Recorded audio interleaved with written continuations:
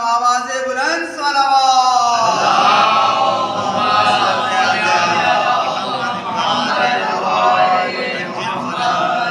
اعوذ باللہ من الشیطان الرجیم. بسم اللہ الرحمن الرحیم. ان اللہ وملائکتہ یصلون علی النبی یا ایھا الذین آمنوا صلوا علیہ وسلموا تسلیما.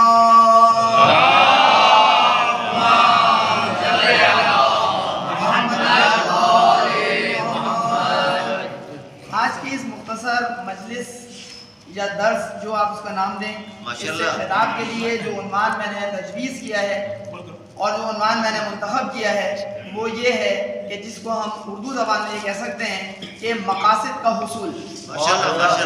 انگلش میں اگر ہم اس کے حوالے سے بات کریں تو ہم اس کو مختصراً کہہ سکتے ہیں گول سیٹنگ.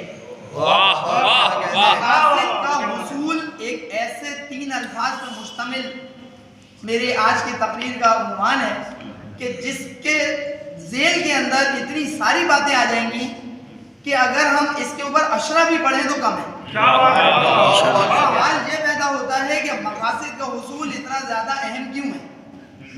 مقاصد کا حصول جس کے پاس نہیں ہو وہ بالکل اس شخص کی مانند ہے کہ جو کہ ایک ایسی گاڑی چلا رہا ہے کہ جس کا ڈرائیور موجود نہیں ہے.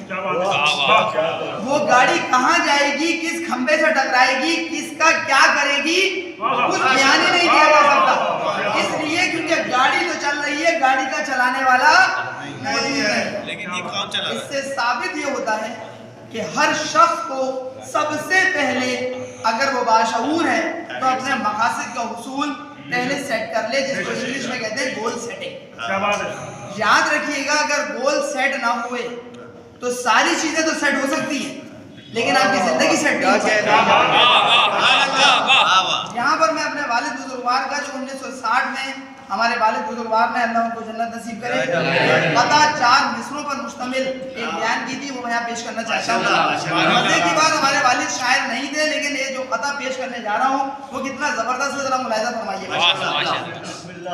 آئے تھے کیوں اور کس کے لیے، کیا کر کے چلے اس دنیا سے. آئے تھے کیوں، سوال پوچھا جا رہا ہے، آئے تھے کیوں اور کس کے لیے، کیا کر کے چلے اس دنیا سے، کیا مقصد تھا آنے کا یہاں، کیوں بھول گئے اس مقصد کو.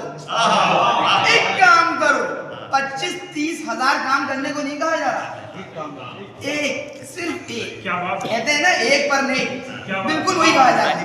ایک کام کرو ایسا عمدہ تھا، یاد کریں دنیا والے، کوئی آیا تھا کیا کر کے چلا، لے تم سے سبق آنے والی. اس 4 مصرے کے قطع کے اندر جو سب سے بڑا سبق دیا گیا ہے وہ یہ سبق دیا گیا ہے جو میرے عنوان سے مطابقت رکھتا ہے کہ ہمیں لازمی طور پر کوئی نہ کوئی زندگی کا مقصد طے کر لینا چاہیے. یہاں پہ مختصراً صرف اور صرف ایک شخصیت کا ذکر کرنا چاہوں گا، بانی پاکستان قائد اعظم محمد علی جناح. ویسے تو قائد اعظم نے بے شمار اچھے عمدہ کام کیے لیکن جس کام کی وجہ سے ان کو آج بھی ہم یاد کرتے ہیں وہ یہ ہے کہ انہوں نے ہمیں ایک آزاد وطن عطا کیا. بے شک پروردگار کی ذات موجود ہے، اس وقت بھی تھی، ابھی بھی ہے، ہمیشہ رہے گی. لیکن پروردگار کی جو وسیلہ بناتا ہے تو ہمیں جو وسیلہ نظر آتا ہے بہت سارے رہنماؤں میں اہم ترین رہنما وہ قائد اعظم کی ذات کی صورت میں نظر آتا ہے. قائد اعظم نے ہمیں ایک آزاد وطن عطا کیا لیکن ایک اہم نقطہ یہاں پر یہ درپیش ہے جو کہ ہمیں فراموش نہیں کرنا چاہیے کہ قائد اعظم نے ٹھان لی تھی کہ ان مسلمانوں کو ایک آزاد وطن دلوا کے رہیں گے اور اسی وجہ سے قائد اعظم نے اپنی بیماری کو بھی انگریزوں سے اور ہندوؤں سے چھپا کے رکھا کہ اگر ان انگریزوں کو، ان ہندوؤں کو میری بیماری کا خبر ہو گئی، میری بیماری کے بارے میں مطلع یہ ہو گئے تو بہت ممکن ہے کہ آزاد وطن کا حصول ایک شرمندہ خواب کبھی نہ ہو سکے. لہٰذا یہاں پہ اس بات کو ثابت کرتے ہیں اس بنیاد کے اوپر کہ اگر آپ فرض کریں ایک چھوٹی سی مثال لے لیں اور مثال یہ ہے کہ آپ کو فرض کریں یہاں سے لاہور جانا ہے، اسلام آباد جانا ہے بائی ٹرین، تو آپ کو یہ پتا ہوگا کہ آپ کون سی ٹرین میں جا رہے ہیں. آپ کو یہ بھی پتا ہوگا کہ وہ ٹرین کس ٹائم پر کس جگہ سے روانہ ہوگی.